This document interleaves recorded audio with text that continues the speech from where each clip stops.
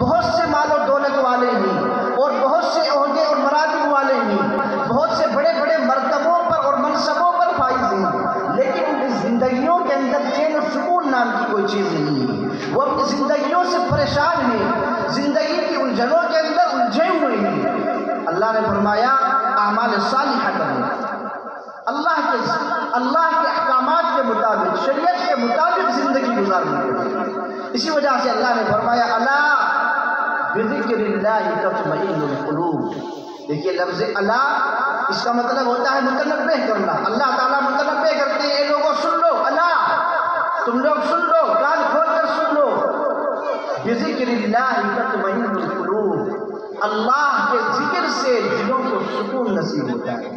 بذکر اللہ تطمئن القلوب، اللہ کے ذکر سے، اللہ کی یاد سے زندگیوں کے اندر چین و سکون آتا ہے، زندگیوں کے اندر آسانیاں آتی ہیں، زندگیوں کے اندر جو پریشانیاں ہیں، الجھنیں ہیں، وہ اعمال صالحہ سے، اللہ کے ذکر سے ختم ہو جاتی ہیں۔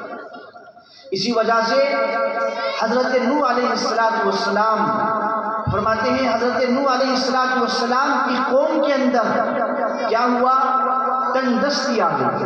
حضرت نوح علیہ السلام اپنی قوم کو مخاطب کرتے رہے کہ میری قوم اللہ کی عبادت کرو اور اللہ سے ڈرو، اللہ کا تقوی، اللہ کا ڈر اپنے دلوں کے اندر پیدا کرو، واطیعون اور میری اطاعت کرو۔